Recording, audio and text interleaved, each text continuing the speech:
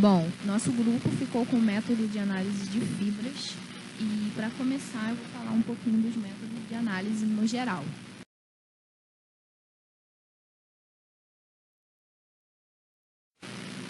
Os alimentos, eles muitas das vezes são considerados difíceis de serem manipulados na hora da análise por conta da sua complexidade. A sua composição é muito variada. Como a perecibilidade dos alimentos pode variar a sua composição com o decorrer do tempo. Ainda, se a gente pegar dois alimentos, duas amostras do mesmo alimento, há uma variabilidade. Então, são considerados muito complexos na hora de analisar. Quando a gente vai analisar, a gente quer descobrir sobre um componente específico do alimento ou então vários componentes. Por exemplo, eu posso pegar um alimento e descobrir quanto tem de carboidrato, mas agora eu quero descobrir quanto tem disso, a famosa tabela nutricional. Geralmente, essa determinação é feita com a medida de uma propriedade física, massa, volume, radiação, potencial elétrico, etc. Quando a gente vai analisar um alimento, existem dois tipos básicos, métodos convencionais e os métodos instrumentais. Os métodos instrumentais, como o próprio nome já diz, um instrumento, eles são realizados com equipamentos eletrônicos e são preferíveis sempre que possível. Se é possível usar um método instrumental ao invés do convencional, usa-se o instrumental. Já o convencional é aquele convencional. Ele não precisa de nenhum equipamento, usa só vidraria, reagente e são muito utilizados em gravimetria e volumetria. Aí agora a gente entra na classificação da análise. Por que a gente vai analisar? São 3 tipos de aplicações para justificar a nossa análise. Controle de qualidade de rotina, fiscalização e pesquisa. O controle de qualidade de rotina, a gente usa ele tanto para checar a matéria-prima que chega, quanto o produto acabado que sai de uma indústria. Ele é muito usado também para controlar os estágios, né? Controle de qualidade de rotina, o próprio nome já diz. A cada etapa a gente pode fazer um controle de qualidade, vamos fazer uma análise para garantir a qualidade do produto final. E quase sempre, né? Sempre que possível, como eu disse, utiliza-se os métodos instrumentais. Porque como eles têm equipamentos, coisas mais sofisticadas, eles são bem mais rápidos. A fiscalização, ela já é aquilo que todo mundo sabe. Verificar o cumprimento da legislação, saber se aquilo está nos padrões que são exigidos e etc. E a classificação de análise de pesquisa, ela é utilizada para a própria pesquisa. Vamos melhorar um método, vamos estudar esse método, ver se ele é eficaz. Olha, se a gente fizer isso, talvez o método funcione melhor, seja mais específico. A pesquisa é utilizada exatamente para isso. Desenvolver e adaptar métodos analíticos exatos, precisos, sensíveis, rápidos, eficientes, simples e de baixo custo na determinação de um dado componente do alimento. Então, eu pego aquele meu processo e eu quero melhorar. É uma análise de pesquisa. Agora falando sobre as fibras, que também são conhecidas como fibras alimentares ou fibras dietéticas, presente em alimentos de origem vegetal, e a mesma não é digerida no gastrointestinal. A ingestão da mesma traz inúmeros benefícios, como o bom funcionamento do intestino e a prevenção de diversas doenças. São classificadas de diversas formas, como solúveis ou insolúveis, de acordo com a solubilidade no organismo.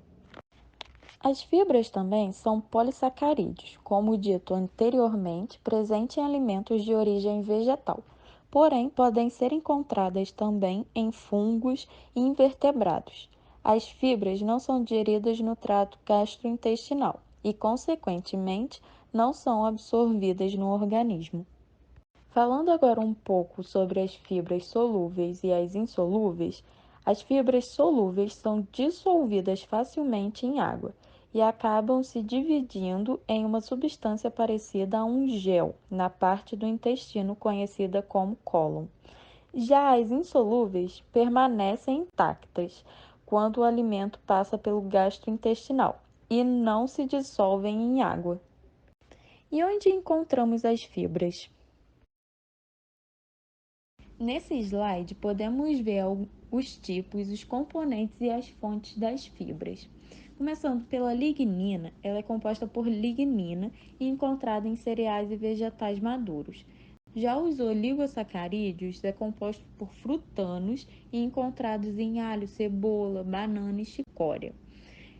Os carboidratos análogos são compostos por amido e maltodextrinas resistentes a pectinas e são encontrados em sementes, leguminosas e grãos integrais, frutas e hortaliças.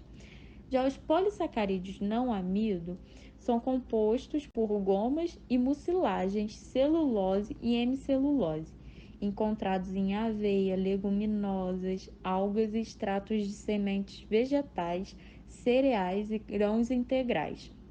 As substâncias associadas ao polissacarídeos não amido são compostas por cera, subserina, cutina, oxalatos, fitatos, proteínas de parede celular e compostos fenólicos, e são encontrados em frutas, hortaliças e cereais integrais. E por último, as fibras de origem não vegetal, compostas por quitina, colágeno, quitosana e controidina, encontradas em invertebrados, cogumelos e leveduras. Métodos de análise. No método de Wend, denomina-se fibra bruta todo resíduo orgânico dos alimentos após a eliminação de água e dos lipídios e hidrólise a quente com ácidos e álcalis diluídos. No método de Van Zost, a fibra detergente é toda reação onde utiliza detergente, seja ele ácido ou neutro, para a separação das frações constituintes da fibra. Quando ela ocorre com o não acompanhamento do uso da amilase e da determinação do nitrogênio residual, podem resultar em valores superestimados, incluindo nesses resultados de teores de amido e proteínas não solubilizadas. Não permitido também a avaliação dos componentes solúveis. Os métodos de determinação surgiram em 1864 por meio de cientistas alemães. O seu procedimento é dividido por várias etapas. Para começar, pesa-se 2 gramas da amostra e extrai a gordura com éter de petróleo. Após, pega-se essa amostra e ferve em refluxo com ácido sulfúrico em 1,25% por 30 minutos. Depois filtra-se em filtros especiais, lavando com água fervendo até acabar todo o ácido. Ferver o resíduo novamente na solução de sódio 1,25% por 30 minutos. Filtrar em caixinha de Gouge de fundo poroso. Após, secar na estufa e pesar. Incinerar em mufla, esfriar e pesar. A diferença do peso é o que se calcula como fibra bruta, que é o que se perde na incineração. Considerações. Em relação ao tamanho das partículas das amostras, quanto mais fina for moída, menor será a quantidade de fibras. Presença de gordura na amostra afeta um pouco o seu resultado. Ebulição muito forte diminui a quantidade de fibras. Após as fervuras com ácido e base, as filtrações geralmente são difíceis e lentas. Porém, é importante terminar as filtrações. No ano de 1967 foi adotado um novo conceito de fibra bruta. Foi definido, em base nutricional, como materiais vegetais insolúveis, que não são digeridos por enzimas proteolíticas e diastásicas, e que não podem ser utilizados, exceto na fermentação microbianas no trato digestivo de animais.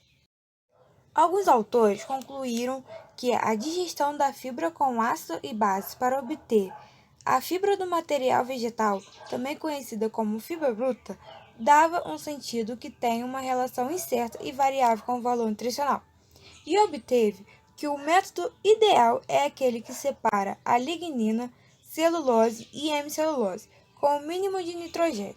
Esse método clássico considera uma porção da proteína da planta e parte da lignina é gelatinizada ou ela é dissolvida e perdida.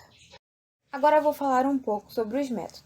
Os métodos de detergentes detectam fibras insolúveis em detergentes. Já os métodos enzimáticos detectam açúcares, ácidos, álcools e alguns outros componentes alimentares, permitindo medições precisas e específicas de cada composto.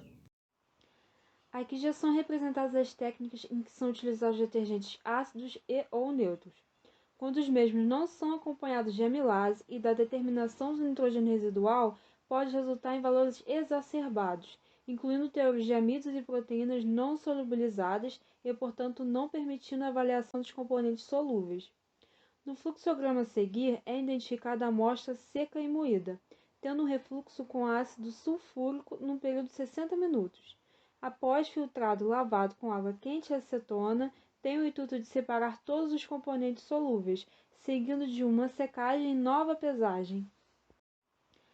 Aqui já são representadas as técnicas em que são utilizados detergentes ácidos e ou neutros, quando os mesmos não são acompanhados de amilase e da determinação do nitrogênio residual, pode resultar em valores exacerbados, incluindo teores de amidos e proteínas não solubilizadas e, portanto, não permitindo a avaliação dos componentes solúveis. No fluxograma a seguir é identificada a amostra seca e moída, tendo um refluxo com ácido sulfúrico num período de 60 minutos.